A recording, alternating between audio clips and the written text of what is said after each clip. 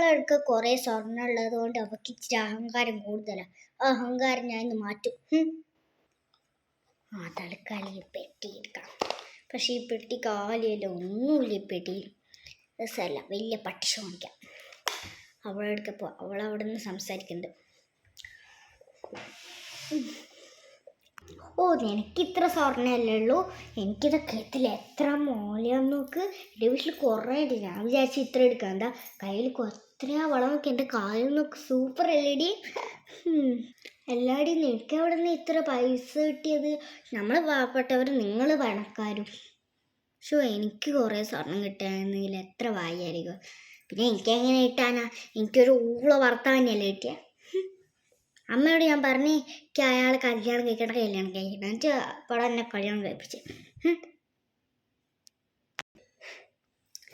ഞാൻ അമ്മനോട് ആദ്യമേ പറഞ്ഞു നമുക്ക് പണക്കാരെ കെട്ടാം അമ്മേന്ന്. കാരണം പണക്കാരനെ കെട്ടിയാൽ പിന്നെ അമ്മക്കും എനിക്ക് കുറേ സ്വർണം കിട്ടില്ലേ. ഇതാരെ വാ, സൂക്ഷിച്ച് പിടിക്കാം. അപ്പം ചോദിക്കൂ, ഇതെന്നാ കയ്യിൽ?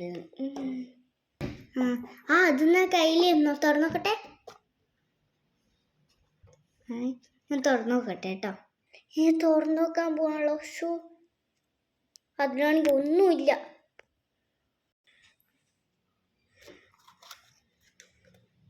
ഇതിലൊന്നും ഇല്ലടി.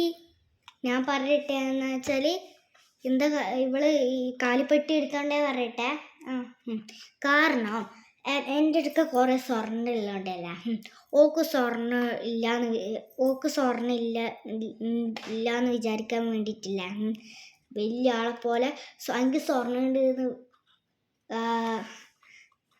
ഉണ്ടാവും. സ്വർണ്ണം എനിക്ക് മാത്രമല്ല, അവക്ക് മാത്രമല്ല, എനിക്ക് സ്വർണ്ണം ഉണ്ട് വിചാരിക്കാൻ വേണ്ടിയിട്ട് അവൾ വലിയ ആളായിട്ട് ഇങ്ങോട്ടേക്ക് വന്നതാ. എനിക്ക് നാണമില്ലടി ഇങ്ങനെ സ്വർണ്ണപ്പെട്ടി ഇങ്ങനെ എടുത്ത് നടക്കാനായിട്ട്. ചാടിക്കള. നാണം കിട്ടില്ല. കല്യാണം തുടങ്ങി. തുടങ്ങിയ വാടി പോവാ. പോവാ. കല്യാണം പെണ്ണക്കാണ് എന്ത് രസമല്ലേ.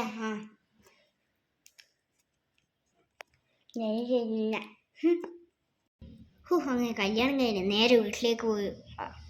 അങ്ങനെ വീട്ടിലെത്തി. എനിക്കൊന്നും ഇനി വേണ്ട.